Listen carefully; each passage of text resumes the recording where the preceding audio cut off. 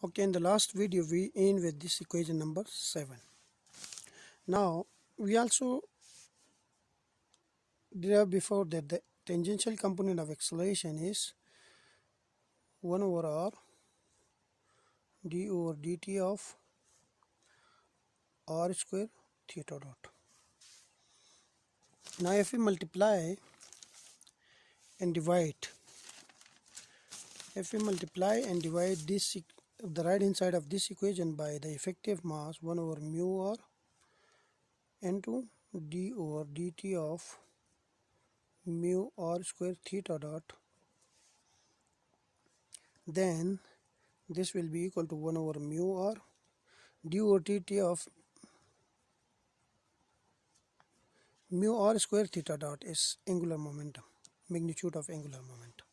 So a of theta is equal to 1 over mu r L dot.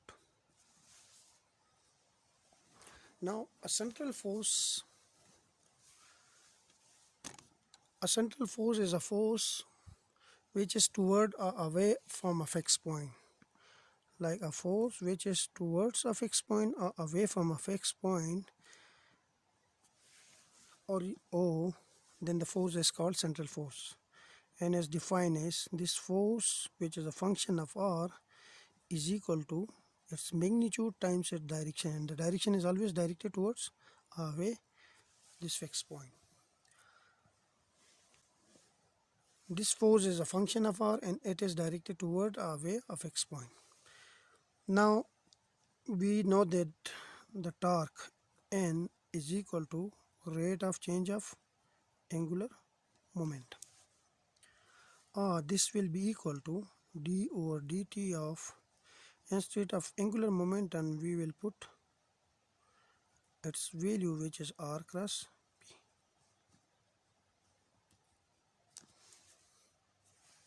If we evaluate this one, then we get dr over dt cross p plus r cross dp over dt. So here we have velocity times dr over dt is velocity times momentum plus position vector r cross momentum. Rate of change of momentum is represented by p dot. But momentum itself, p, is equal to effective mass times velocity, and mass is always the reduced mass. So here we have v cross reduced mass times velocity plus r cross p. This will be equal to, effective mass is constant, so we can keep it outside. So here we have v cross v plus r cross p. But we know that a vector, the cross product of a vector with itself is always 0.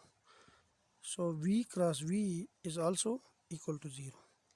So this vector will become 0 and we left with r cross p dot. In other words, the rate of change of angular momentum dl over dt is equal to r cross p dot. From Newton's second law of motion, we know that force is equal to dp by dt, rate of change of angular momentum, which is p dot. So instead of p dot we will put r cross f. But f we already define here, which is f of r times r vector. If for the force is central, so we replace this f by f of r, and f of r is r cross f of r, the magnitude of force times its direction. So this is the magnitude, so we can keep it outside and we left with r vector cross unit vector, r unit vector. Now r vector can be written as a product of its magnitude times its direction. So we have f of r into r vector, the magnitude of r times its direction multiplied by r unit vector. This r is also constant. It's a scalar number, so we can keep it outside. So we have r, f of r, and we have here r unit vector cross r unit vector. And this is again 0 because r unit vector cross r unit vector is 0. So we have 0 here, which is dl over dt. This implies that dl is equal to 0 into dt. If we integrate it, on this side we get L, and on this side we get the constant. So this is the first property we prove for the central force field. Like we have three properties. One is energy is constant. The second one is angular momentum is constant in central force field. And the third one is motion is planar. So we prove this property. Now we will move to the proof of this property.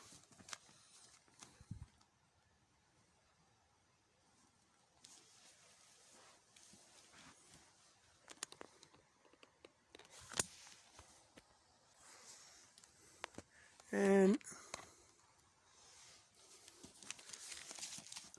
now we already discussed that angular momentum is constant in a central force field.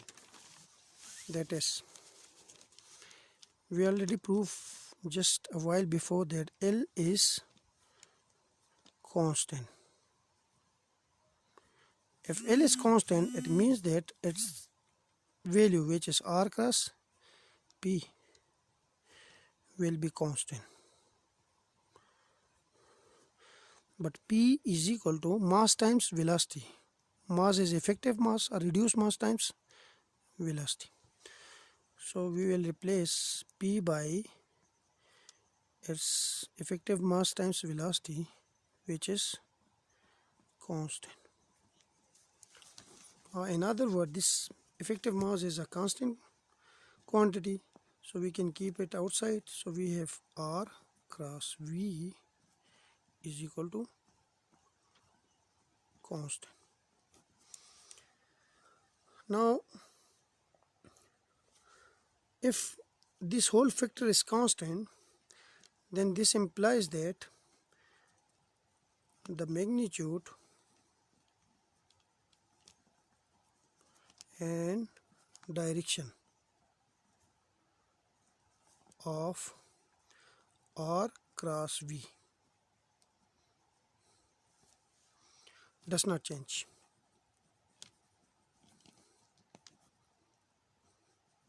If this quantity is constant, then it means that this is constant, so this should be constant, and this will be constant if its direction as well as magnitude both doesn't change.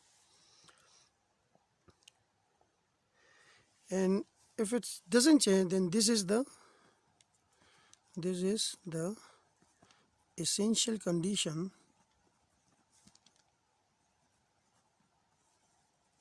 that the motion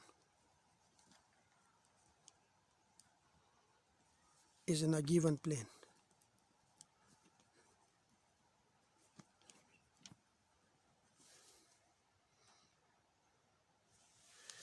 Like suppose we have a fixed point around which a particle is moving in this way. Suppose that the particle is here, and this is the R, and this is the velocity vector, which is V. Velocity is always tangent to the curve. Now the direction of angular momentum is always directed into the patch, because if we calculate L is equal to R cross P, L is equal to M into R cross V by right hand rule, we bring R towards V by rotating our fingers. The fingers will be rotated in this way, so that the thumb direction will go into the page, and the thumb direction will give us the direction of acceleration. Now in this case, the direction of angular momentum is into the page, and this direction remain constant like the direction angular momentum which is into the page will remain constant only if this particle moving on this xy plane. If it's moving on this surface of this page, then the angular momentum direction is always towards into the page. If it's moved in some other direction like in this way, then the direction of angular momentum will change. But L is constant, so it means that it always move on this page. So we can say that the direction remains constant only if the particle move in xy plane. If the particle move in another plane, then the direction of L also changes, and hence this quantity will change. So it means that the particle move in the motion is a planar motion. The particle move only in xy plane. So this is the second property. So we prove two properties of central force. The one is that the angular momentum is constant, and the second property we prove just right now, which is motion is planar. In the next video we will prove the third property, which is the total energy of the particle moving in a central force field is constant. We will prove this property in the next video. Thank you.